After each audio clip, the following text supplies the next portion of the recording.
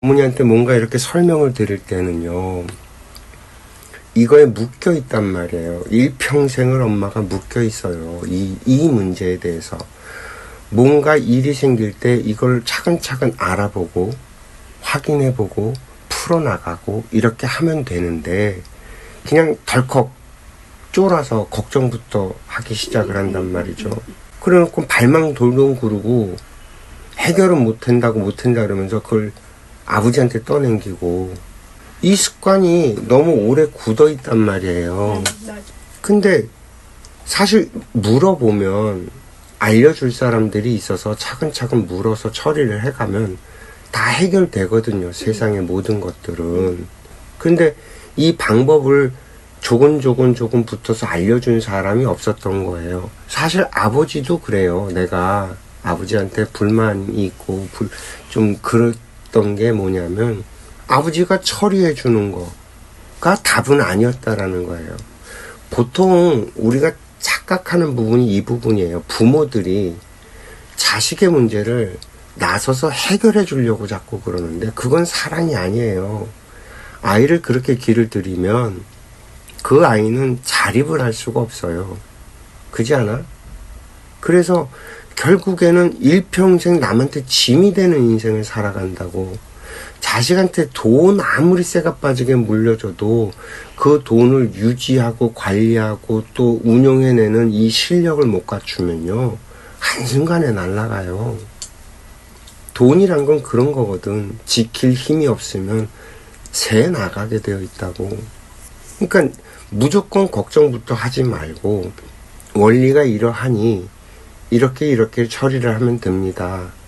그걸 직접 이렇게 경험을 해보고 풀어가고, 아, 이렇게 풀어가는 거구나 배우면, 그 다음번에 그런 일이 또 생겼을 땐, 아, 그때 그렇게 했었지 라고 해서 그걸 풀어가거든요. 이해되시죠? 무슨 얘기인지. 제가 계속 어머니한테 설명을 이렇게 드리는 이유는, 어머니가 일생을 이렇게 살아오시면서 풀어내지 못했던 그 숙제들이 있잖아요. 어머니가 답답하고 힘들어 했었던 그 숙제들. 가령 예를 들어서 아버지를 원망하고 탓하고 할 때, 그게 아버지 원망하고 탓할 문제가 아니라 사실은 어머니가 이렇게 했었으면 됐을 문제였는데, 어머니가 겁이 나서 그걸 못해서 아버지 그늘에 그냥 숨어 살아서 벌어진 일 아닙니까? 그 책임이 누구한테 있습니까? 사실은 어머니 본인한테 있는 거 아닙니까? 아버지를 원망하고 탓하는 건 거기에 묶여버린단 말이죠. 그죠? 그러면 죽고 난 다음에도 그 연결고리가 끊어지지가 않고, 그럼 다음번에 또 아버지 만났을 때 그 원망하고 탓했던 그 마음 때문에 아버지랑의 인과관계가 또 얽혀서 안 좋게 또 물고 갈 거 아니에요. 살아서 다 풀고 가자는 거죠. 새털처럼 가볍게. 그래야지만 좋은 것들만 남아서, 그죠? 좋은 것들만 남아서 좋은 것으로 연결이 돼서 더 좋은 지복을 누릴 수 있어진다. 부처님께서 그 깨닫고 난 다음에 40여 년간을 계속 설명을 하고 계속 설법을 하고 했던 이유는 이런 원리들이거든요. 우리가 묶이는 것들을 그 시절에 묶여있는 사람들한테 그 사람들이 이해될 수 있는 언어로 이해가 되게 설명을 한 거지. 지금 시절에 와서 서가모니가 설법을 하면, 그런 식으로 설법하면 누구도 못 알아듣는다.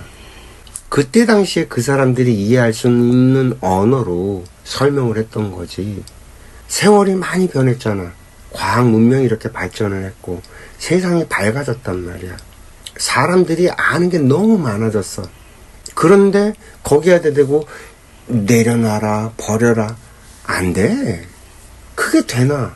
그 어머니도 내려놓으라, 뭘 내려놓으라는 거냐고. 평생을 그거 갖고 붙들고 싸웠잖아. 나는 뭘 잘못했는지 모르겠는데. 근데 가만히 이렇게 따져보면 다르거든. 내가 매이고 묶여있던 게 다르단 말이야. 어머니한테 정보를 안 줬냐? 줬단 말이야. 제가 늘 설명하잖아요. 컴퓨터 왔어요. 그걸 자식한테 사줄 게 아니라 내가 배워서 먼저 썼어야 되는 거였어. 그 시절엔 이런 세상이 올 줄 몰랐잖아. 그죠? 내가 모르면 내가 답답한 중생이 돼갖고 자식한테 부탁하고 살아야 되는 등신이 되는 줄 몰랐단 말이에요. 그때는. 그때 그걸 배워놨다라면 정말 좋은 세상에 정말 날아다니면서 살 수 있는데, 그잖아요. 이런 것들이에요. 우리가 지금 알아가야 하는 것들은 다른 게 아니라 이런 것들이라는 거예요. 어떤 문제가 왔을 때 처리하면 되지 뭐 라고 할 수 있는 배짱, 그 용기만 조금 있으면 찾아보면 되고 물어보면 돼. 어머니가 컴퓨터를 할 줄 알면, 스마트폰을 쓸 줄 알면 검색 기능을 사용할 수 있고, 그 검색 기능을 통해서 글만 읽을 줄 알면 정보를 다 이해할 수 있고, 그러면 그대로 그 매뉴얼대로 따라서 가기만 하면 다 해결이 나거든요. 재미났던 게 그 어머니들 드라마 그거 보셨잖아요. 폭삭소가수다. 거기서 그 관식이가 병에 걸리니까 병원에 가잖아.